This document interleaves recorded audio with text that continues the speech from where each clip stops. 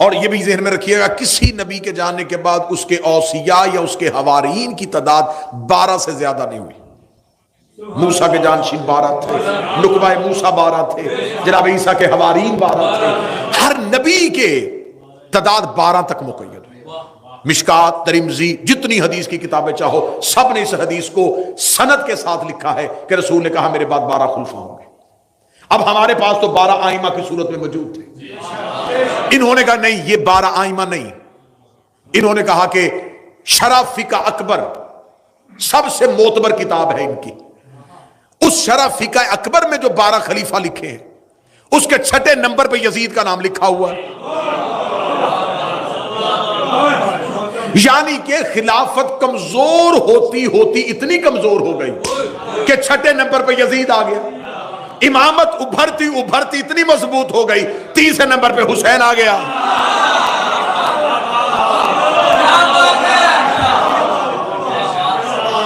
اب وہ جس نے مکہ کی پہاڑیوں پہ 2 بزرگ کھڑے تھے،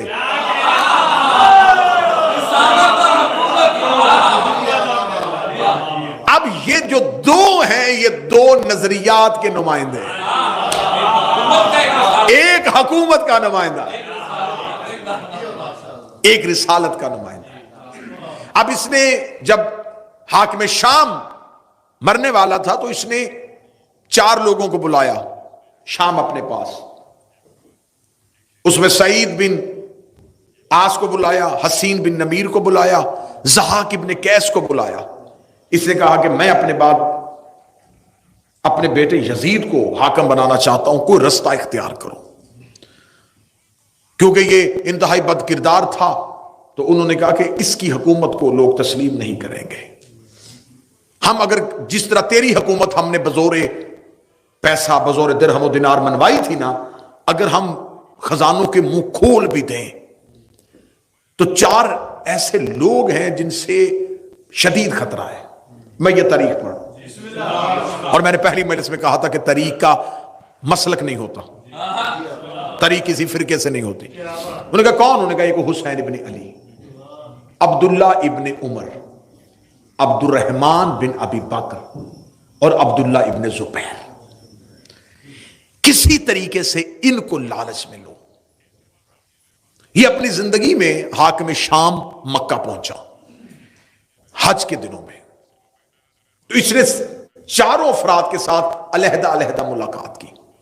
اب جو تاریخ ابو الفدا، روضۃ الاحباب، یعنی کہ اہل سنت تواریخ سے میں پڑھ رہا ہوں، جو سب سے پہلی ملاقات اس نے کی وہ عمر کے بیٹے عبداللہ سے کی، عبداللہ ابن عمر سے. اس نے کہا کہ اگر میں اپنے بعد یزید کو خلیفہ بناؤں تو اسے کیسا دیکھتا ہے، تو اس کی خلافت کے بارے میں کیا خیال رکھتا ہے. ان کا آگے سے جواب یہ تھا، دیکھ مجھے تو حکومتوں کے ساتھ کوئی لینا دینا نہیں، میں گوشہ نشین آدمی ہوں، اگر سب نے تسلیم کیا تو میں بھی کر لوں. یہ ان کا جواب تھا، کیونکہ انہوں نے اس ایک اصول پہ خلافتیں بنتی دیکھی تھی.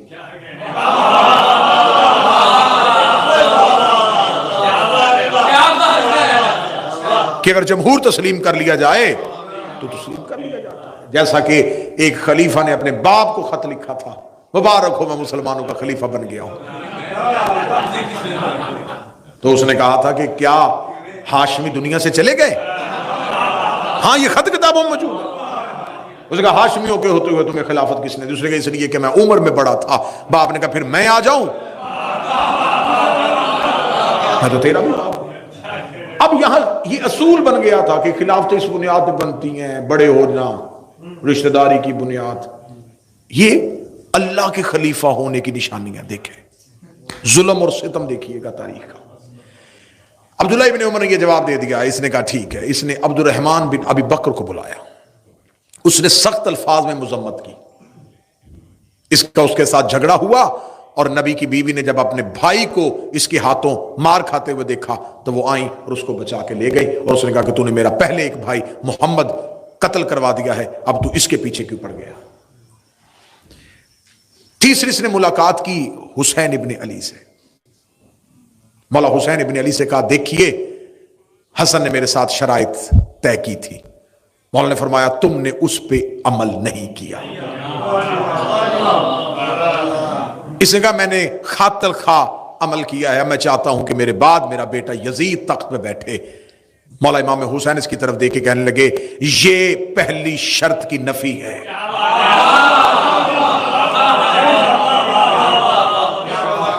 اللہ کی زمین پہ ہمارے ہوتے ہوئے کسی کو حاکم مسلط کرنا یہ کفر ہے۔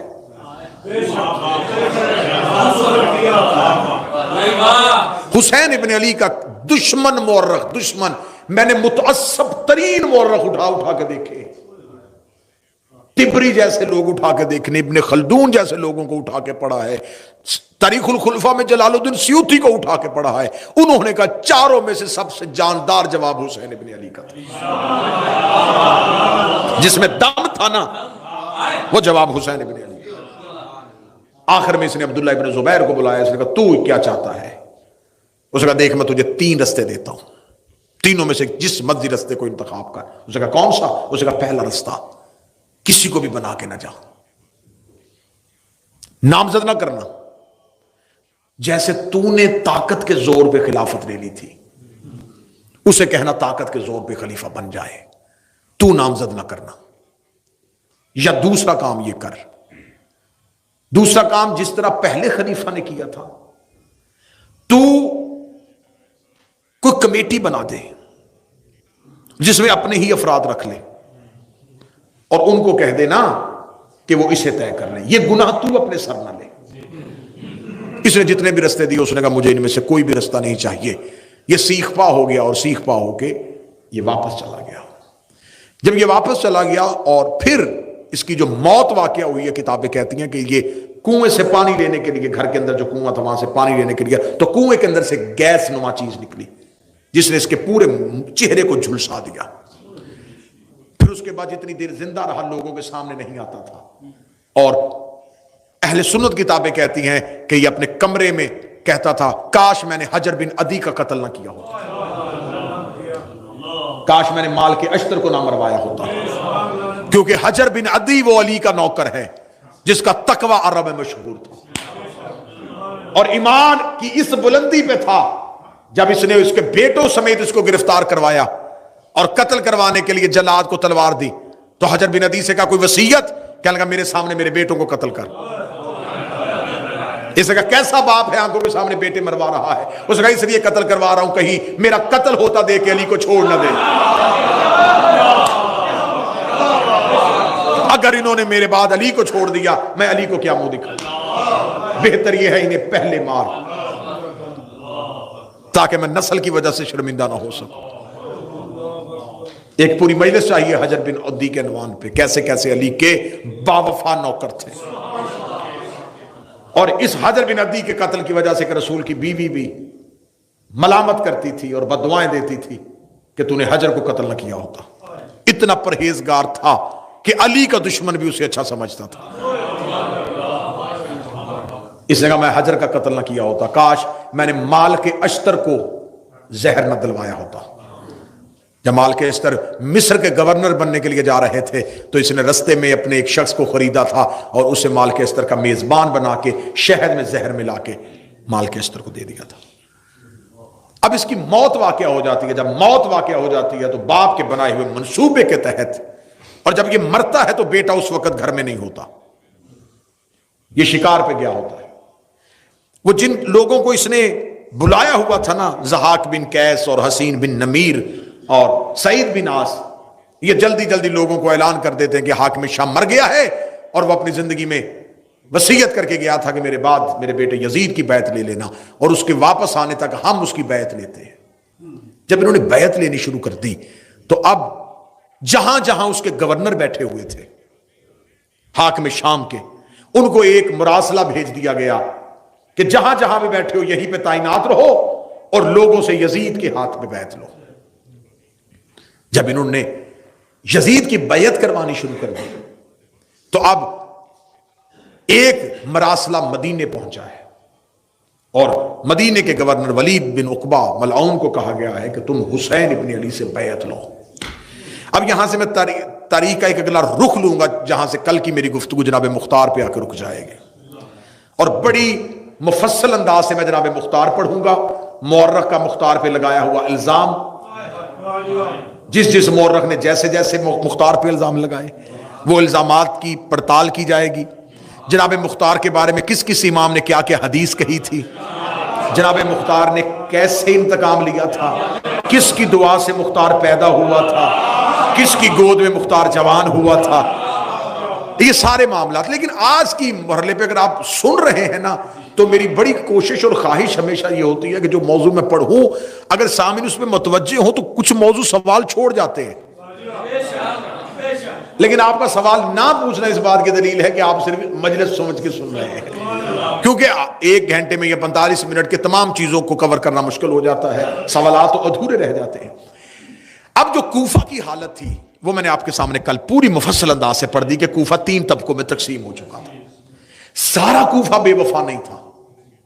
کوفہ میں سلیمان بن سرد خزائی، حانی بن عروہ، مختار سقفی، حبیب ابن مظاہر، مسلم ابن اوسجا، عابس شاکری، یہ کردار ابھی کوفہ میں موجود ہے. اب کوفے کا جو گورنر ہے وہ نعمان بن بشیر ہے اور انتہائی کمزور آدمی ہے، بس اپنی رٹ منوا نہیں سک رہا، لیکن ہے یہ معاویہ کا بھیجا ہوا، یہ اس کا والی ہے. اب کوفہ میں امام حسن کی شہادت کے بعد علی کے شیعوں نے سر اٹھانے شروع کر دیے. جب سر اٹھانے شروع کیے تو یہاں پر ایک کردار ہمیں تاریخ میں ملتا ہے، سلیمان بن سرد خزائی. یہ 90 سال کے بزرگ ہیں، یہ جمل میں اور صفین میں مولا علی کے ساتھ رہے، مولا علی کے لشکر میں بھی شامل تھے. یہ اپنے گھر میں ہیں اور جب انہیں پتا چلتا ہے کہ معاویہ مر گیا ہے اور اسے اپنے بیٹے یزید کو تخت پہ بٹھا دیا ہے تو کوفے کے لوگ سلیمان کے گھر اکٹھے ہو جاتے ہیں اور سلیمان کے گھر میں اکٹھے ہو کے کہتے ہیں کہ ہم کسی صورت میں یزید کی بیعت نہیں کریں گے. خوف اس کا تھا، وہ دنیا سے چلا گیا، اب یزید کو کم از کم تسلیم نہیں کیا جائے گا. سلیمان کہتا تم کیا چاہتے ہو؟ وہ کہتے ہیں کہ ہم چاہتے ہیں کہ حسین ابن علی کو بلایا جائے. آج کی مجلس میں ایک انتہائی ایک ایسا اہم نقطہ جس پہ مدت سے شیعت بھی پریشان طریقے سے کھڑی ہے کہ آخر کوفے کے بے وفاؤں نے حسین کو خط لکھے تھے. بے وفائی کسی اور نے کی تھی، خطوط کہیں اور سے گئے تھے. آج میں تاریخ کا ایک دھوکہ آپ کو سنانے لگا ہوں. سلیمان بن سرد انتہائی عارف علی کا صحابی تھا، 90 سال عمر ہو، زمانے کے اتار چڑھاؤ دیکھے ہوں، کوفہ بنتا دیکھا ہو، قبیلوں کی ساری. سلیمان نے کہا کہ مجھے تم پہ اعتبار نہیں ہے، جیسے تم لوگ علی آئے ہوئے تھے کوفہ، حسن موجود تھے مدائن میں، تو مجھے کیسے یقین ہو کہ تم لوگ باقاعدہ صف بندی کر کے حسین کا ساتھ دو گے. کوفے کے لوگوں نے قسمیں کھانی شروع کی، تلواریں اٹھا لی، انتہائی جذباتی تقریریں ہوئیں سلیمان کے گھر میں. سلیمان نے کہا دیکھو یہ جذبات وقتی ہیں اور انسانی فطرت ہے کہ انسان کوئی حادثہ سنتا ہے تو وقتی طور پہ بڑا جذباتی ہوتا ہے اور بعد میں جیسے جیسے نتیجہ قریب آتا ہے تو ویسے ویسے جذبات ٹھنڈے پڑ جاتے ہیں. سلیمان نے کہا یہ جذبات کا معاملہ نہیں، حجت کا ساتھ دینا ہے، امام کا ناصر بننا ہے. ناصر بننے کے لیے تمہیں کیا کرنا پڑے گا؟ کوفے والوں پہ سلیمان لوگوں کے ہجوم پہ یقین نہیں کر رہے تھے. یہ کونے سے حبیب ابن مظاہر اٹھے، انہوں نے کہا سلیمان کوئی اور قیام کرے نہ کرے، میں قسم دیتا ہوں علی کی عزت کی، جب تک میرے بوڑھے بدن میں جان ہے میں اپنے خون کی آخری قطرے کو حسین پہ قربان کروں گا. حبیب کا جذبہ ہی سلیمان کے لیے بڑا تھا. ابھی سلیمان روتی ہوئی آنکھوں سے حبیب کو دیکھ رہے تھے، یا دوسرے کونے سے مسلم اوسجا اٹھ کے کھڑا ہو گیا، ادھر سے عابس شاکری اٹھ کے کھڑا ہو گیا، ادھر سے حانی بن عروہ اٹھ کے کھڑا ہو گیا. جب یہ مجاہدین اٹھ کے کھڑے ہوئے ہیں نا، اب سلیمان کو حوصلہ ہو گیا کہ یہ وہ لوگ ہیں جو ساتھ نہیں چھوڑیں گے. اس نے باقی افراد کو کہا تم جاؤ، ان لوگوں کو اکٹھا کیا. تاریخ کہتی وہ جو لوگ اکٹھے کیے وہ 150 تھے. بڑی توجہ سے گفتگو سنیے. 150 لوگوں سے سلیمان نے کہا ایک ایک بندہ اپنا خط لکھو. حسین ابن علی کے نام، اور علیحدہ علیحدہ خط لکھو۔ ایک تاریخ کہتی ہے کہ 150 نے علیحدہ علیحدہ خط لکھے، اور کچھ مورخین کہتے ہیں ایک ہی خط میں 150 نے 10 خط کیے۔ علیحدہ لکھے یا اکٹھے لکھے، یہ طے ہے کہ 150 کی رضامندی شامل ہو گئی۔ ادھر سے امام حسین مدینہ چھوڑ چکے تھے۔ یہ ذہن میں رکھیے، جب حسین مدینہ چھوڑ کے آ رہے تھے اس وقت امام حسین نے ایک بھی اعلان نہیں کیا کہ میں کوفے جا رہا ہوں۔ امام حسین نے کہا تھا میں مکہ جا رہا ہوں، کیونکہ امام حسین کو ولید نے کہا تھا کہ میرے پاس 2 رستے یزید نے بھیجے ہیں، یا بیعت لے یا سر لے، اور میں آپ کے خون سے اپنے ہاتھوں کو رنگین نہیں کرنا چاہتا۔ امام حسین بیعت کرنا نہیں چاہتے تھے اور سر مدینے میں دینا نہیں چاہتے تھے، لہذا امام حسین نے ہجرت کر لی۔ ہجرت امام حسین نے جب کی تو امام حسین مکہ آ کے بیٹھ گئے۔ یہ مکہ میں امام حسین کا قیام جو ہے یہ 6 ماہ کا ہے، مسلسل امام حسین مکہ میں بیٹھے رہے، اور مکہ میں کسی اپنے دوست کسی نوکر کے گھر نہیں، جناب خدیجۃ الکبریٰ کے گھر میں رہے تھے، کیونکہ مکہ میں جناب خدیجہ کا محل تھا جس کی چابی حسین کے گھر میں پڑی ہوئی تھی۔ مولا امام حسین آ کے بیٹھ گئے مکہ میں، اور اب 150 لوگوں نے جب پتہ چل گیا نا، تو اب اگر یہاں علی کے شیعہ تیاری کر رہے ہیں تو معاویہ کے بھی ابھی لوگ باقی ہیں۔ ان میں کردار ہمیں تاریخ نے بتایا ہے، مسلم ابن عمر یا مسلم بن حالی، یہ نام بتایا ہے۔ یہ یزید کا جاسوس تھا، اس نے یزید کو خط لکھا کہ یہاں سے سلیمان بن سرد خزائی کے گھر میں بڑے بڑے قبیلوں کے سرداروں نے اکٹھے ہو کے حسین ابن علی کو خط لکھا ہے۔ اس نے فوراً کہا کہ تم بھی ایسے کرو کہ اپنے لوگوں سے حسین کو خط لکھواؤ۔ اب دیکھیے گا، اب محمد بن اشعث جودہ کا بھائی، اور وہ اشعث جس نے مدائن میں مولا حسن سے دھوکہ کیا تھا، اس کا بیٹا، اس نے اپنے گھر میں لوگوں کو اکٹھا کیا، اور اکٹھا کر کے وہاں سے خطوط لکھے، جن خطوط کے آخر میں انہی لوگوں کا نام لکھ دیا جنہوں نے سلیمان کے گھر میں خطوط لکھے تھے۔ اب دیکھیے گا تاریخ میں دھوکہ کیسا ہوا ہے۔ جو سلیمان کے گھر میں شیعوں نے خطوط لکھے تھے، سلیمان نے کہا کہ کیونکہ امام کا پروٹوکول نہیں ہے کہ ہم قاصد بھیجیں، یہ امامت کی شان کے خلاف ہے کہ امام مکہ آئے ہوں اور ہم کسی قاصد کے ہاتھ اپنے خط بھیجیں۔ اٹھو اپنے اپنے خط لے کے مکے جاؤ۔ 150 لوگ خطوط کے ساتھ مکہ پہنچ گئے۔ مکہ میں امام حسین کو کوفہ کے تمام حالات سے باخبر کر دیا۔ مولا امام حسین نے تمام حالات کو دیکھنے کے بعد کہا کہ میں ابھی کوفہ نہیں جاؤں گا، میں بھیجتا ہوں مسلم کو، تم پہلے مسلم کے ہاتھ پہ میری بیعت کرو۔ اب مولا امام حسین نے جب کہا نا کہ مسلم آئیں گے، مسلم بیعت لیں گے، اور مسلم کے بعد میں آؤں گا، انہوں نے فوراً پہنچے کوفہ میں، انہوں نے کوفہ میں جا کے اعلان کروایا حسین کے سفیر آ رہے ہیں۔ اب علی کے نوکروں نے تیاری کرنی شروع کر دی ہے، ادھر علی کا لشکر تیار ہو رہا ہے، علی کے محب تیار ہو رہے ہیں، حسین کے ساتھی تیار ہو رہے ہیں۔ جب مولا مسلم کوفہ پہنچتے ہیں تو جناب مختار جو تھے یہ مدائن میں تھے، لیکن ان کا گھر کوفہ میں تھا۔ بور تو نہیں ہو رہے آپ؟ یہ کوفہ میں تھے۔ جناب مختار کو جب مسلم کی خبر پہنچتی ہے کہ جناب مسلم آ رہے ہیں، تو جناب مختار فوراً مدائن سے کوفہ پہنچ جاتے ہیں، اور کوفہ شہر کے باہر آ کے جناب مسلم کا استقبال کرتے ہیں۔ جناب مسلم کو لے جا کے جناب مختار پہلا پڑاؤ، پہلے مہمان کوفہ میں جناب مسلم جناب مختار کے گھر بنتے ہیں۔ اب یہاں پہ آپ کو ایک سوال بہت ستائے گا، وہ سوال کا جواب میں کوشش پوری کر رہا ہوں کیونکہ نیلسن مجلس کے لیے جانا ہے، تو ورنہ میں مجلس کو طویل کرنا چاہتا تھا، لیکن آپ جو رک جائے گی وہ کل۔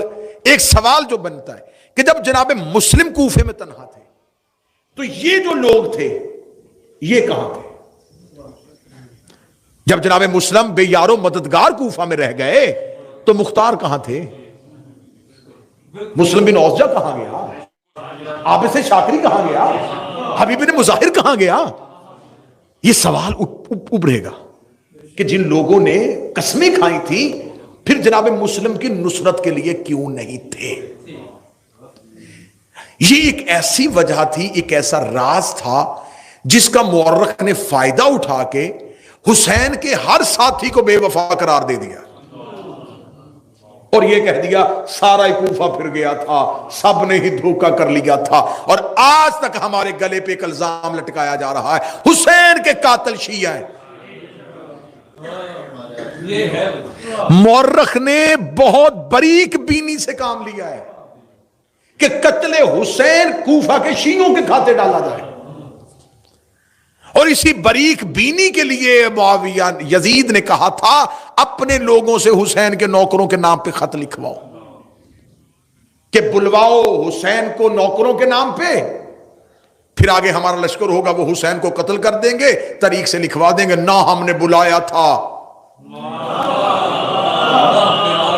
نہ ہم جانتے تھے، وہ تو اپنے شیعوں کے کہنے پہ آئے تھے، جیسے شیعوں نے علی کے ساتھ علی کے لشکر میں بے وفائی کر دی تھی، حسن کے ساتھ کر دی تھی، انہی نے تو حسین مار دیا، لیکن وہ کیا جانتے تھے کہ آگے حسین جیسا امام ہے۔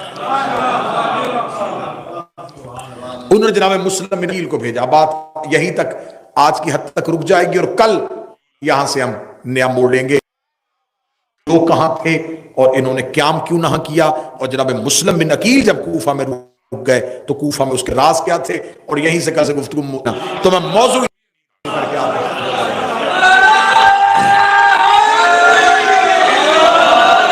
لیکن آپ نے یہ قتل ہمارے کھاتے میں ڈالا کہ امام حسین کو قتل شیعوں نے کیا تھا، لیکن تمہاری بدبختی نے تمہارا ساتھ پھر نہیں چھوڑا، تمہاری قسمت نے تمہارا ساتھ دے دیا، بدبختی نے ساتھ نہیں چھوڑا، کہ تم نے لکھ دیا کہ حسین کے قاتل جو تھے وہ عمر ابن سعد تھا، وہ حسین بن نمیر تھا، وہ محمد بن اشعث تھا۔ جب تم نے نام لکھ دیے تو اب بتانا تو پڑے گا نا کہ عمر ابن سعد کس کا بیٹا تھا؟ یہ سعد بن ابی وقاص کا بیٹا تھا، وہ سعد بن ابی وقاص جسے آپ نے عشرہ مبشرہ میں شامل کیا ہے۔ امام حسین کے قاتلوں میں محمد بن اشعث کھڑا ہے، آپ کو بتانا پڑے گا یہ پہلے خلیفہ کا بھانجا ہے۔ قاتلوں کے شجرے ہم تمہارے گھر سے نکالیں گے۔ جس نے حکم دیا وہ معاویہ کا بیٹا، جو لشکر لے کے گیا، اور جس نے سب سے زیادہ ملعونیت کی تھی ابن زیاد ملعون نے۔ میں بڑی ایک جلدی میں نے کہا کہ پہلی مجلس میں کہا تھا کہ ان کے کردار اتنے گندے ہوں گے کہ مجھے منبر کا ادب ملحوظ خاطر رہے گا کہ میں کیسے پڑھوں۔ جو زیاد جس کا یہ بیٹا ہے نا، عبید اللہ اس کا نام ہے، اس کو ابن زیاد کے نام سے مشہور جان بوجھ کے کیا گیا تھا۔ یہ جو زیاد ہے نا، زیاد باپ کے نام سے مشہور نہیں تھا، اس کو زیاد ابن سمیہ کہتے تھے ماں کے نام سے، کیونکہ باپ کے نام کا کسی کو نہیں پتا تھا۔ یہ تاریخی حقائق ہیں، باپ کے نام کا کسی کو نہیں پتا تھا، ماں کے نام سے عرب میں مشہور کر دیا گیا تھا، بڑا ملعون۔ اور یہ بات ذہن میں رکھیے گا، امام کا قاتل حرامی ضرور ہوتا ہے،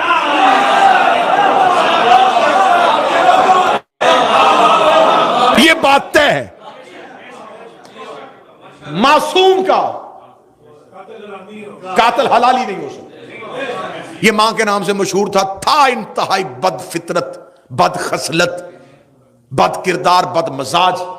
آخر حاکم شام کو کسی نے بتایا تھا کہ تو نے عمر بن عاص جیسے بندے کٹھے کیے ہوئے ہیں، اگر تو زیاد کو بلا لینا تو وہ تیرا پورا ساتھ دے گا، لیکن وہ اپنی اکڑ میں تھا، وہ حاکم شام کو ماننے کے لیے تیار نہیں تھا۔ اس نے مغیرہ ابن شعبہ کو یہ سازش دے کے بھیجا، اس نے کہا تو زیاد کو تیار کر کے کسی طریقے سے میرے پاس لے کے آ۔ جب اس نے زیاد کو لے کے آیا کہ تجھے حاکم شام ملنا چاہتا ہے، اس نے اپنے دربار میں بڑی تقریب کا انعقاد کیا۔ لوگوں نے کہا آج کیوں؟ کہنے لگا آج میرا ایک بچھڑا ہوا بھائی مل گیا۔ جب یہ دربار میں پہنچا تو لوگوں نے کہا کہ تو حاکم شام کا بھائی ہے؟ اس نے کہا نہیں، میں تو اس کا بھائی نہیں۔ اس نے 4 لوگوں سے دربار میں گواہی لی کہ اس کا باپ میرا باپ ہے، اور یہ تاریخی حقائق ہے، میں نے آپ کے سامنے پہلے۔ اور اس نے مغیرہ ابن شعبہ کو کاندھا مار کے کہا تھا کہ تو مجھے یہاں گالیاں دلوانے کے لیے لے کے آیا تھا، کہ یہ گالی ہے نا کہ بھرے دربار میں یہ کہہ رہا ہے. اور اس نے 4 لوگوں سے قرآن پہ قسم دلوائی. اور وہ بات آپ کبھی ممبر کے علاوہ مجھ سے پوچھ لیجئے گا, میں پورا آپ کو واقعہ سنا دوں گا کہ انہوں نے کس انداز میں گواہی دی اور اس کو کس طرح اس کے ساتھ بھائی کے رشتے سے جوڑا, اور انہوں نے تسلیم کر لیا کہ میرا بھائی ہے. تو قاتل حسین تو تمہارے بھائی تھے, تو اگر تم نے ہمارے کھاتے پہ ڈال دیا ہے تو پھر ہم لعنت کریں, تمہیں تکلیف کیا ہے؟